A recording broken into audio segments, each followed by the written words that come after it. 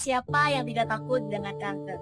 Setiap orang yang terdiagnosis kanker akan mengalami kecemasan, ketakutan, dan ketidakberdayaan. Tahukah Anda, pikiran bisa menjadi teman terbaik kita atau musuh terbaik kita? Dengan mindfulness, kita bisa melatih pikiran kita untuk lebih fokus, tenang, dan positif. Latihan mindfulness dapat membantu pasien kanker merasa lebih damai, membantu menemukan makna dan tujuan dalam hidup, memperkuat ketahanan psikologis yang membantu mereka untuk lebih tangguh dalam menghadapi perjalanan perawatan kanker dan gejala psikologis, yaitu sedih dan gejala fisik akibat kanker dan terapinya, seperti mual muntah, nyeri, dan kelelahan. Mari kita luangkan waktu sejenak untuk merilekskan tubuh dan pikiran kita. Carilah posisi yang nyaman, baik duduk di kursi dengan kaki menyentuh lantai atau berbaring di tempat yang datar. Tutup mata Anda perlahan. Sekarang, mari kita arahkan perhatian kita pada nafas, tanpa berusaha mengubahnya. Cukup amati nafas masuk dan keluar dari tubuh Anda.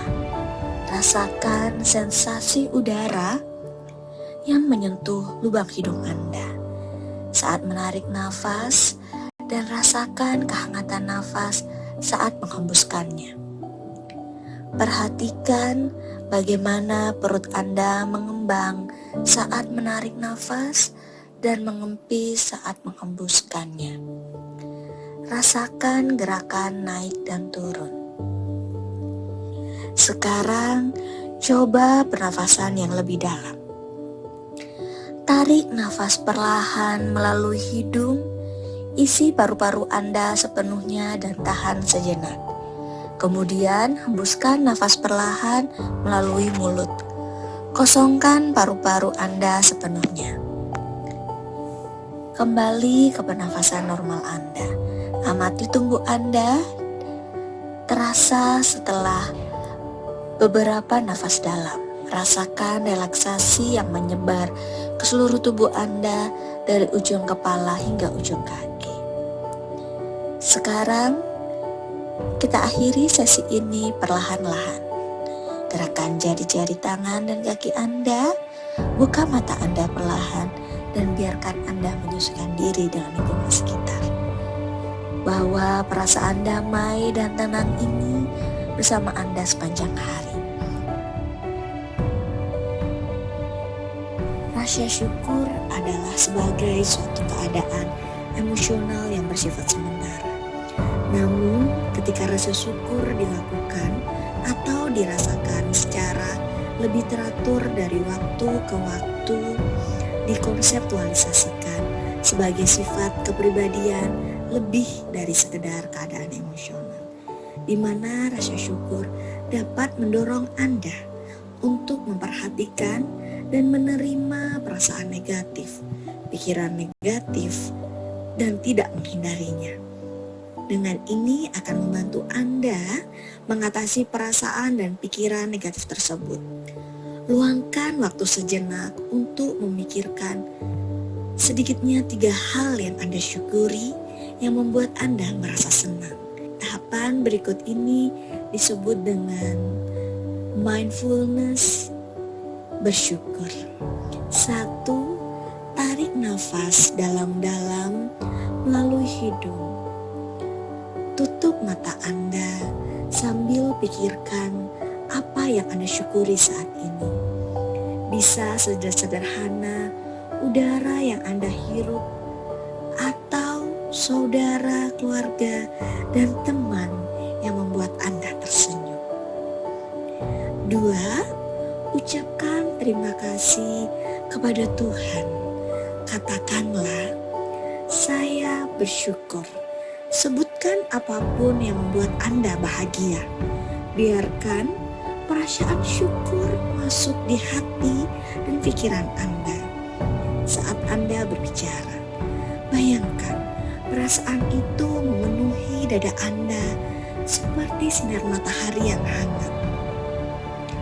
Tiga, buka mata Anda dan pikirkan bagaimana Anda bisa berbagi rasa syukur Anda. Bisa dengan mengucapkan terima kasih kepada orang lain atau dengan bersikap baik pada diri sendiri. Setiap hari, ulangi teknik ini sesering dan semampu Anda. Makan dengan mindful merupakan penerapan kebiasaan makan dengan kesadaran secara penuh. Kebiasaan ini dapat membuat kita lebih mengerti kondisi tubuh kita sendiri saat sedang merasa kenyang atau merasa lapar. Sekarang, mari kita masuk dalam tahapan penerapan teknik makan dengan mindful. 1. Dengan tidak menunda waktu makan. Ingat, untuk selalu menjadwalkan waktu makan dan tetap menepati jam makan sesuai penjadwalan. 2.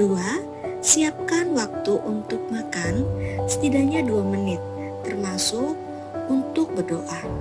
3. Makan secara perlahan dengan tidak terburu-buru. 4. Rasakan diri kita mengunyah hingga dirasakan makanan benar-benar hancur dan lunak. 5. Usahakan untuk menghindari hal-hal yang dapat mengganggu proses makan.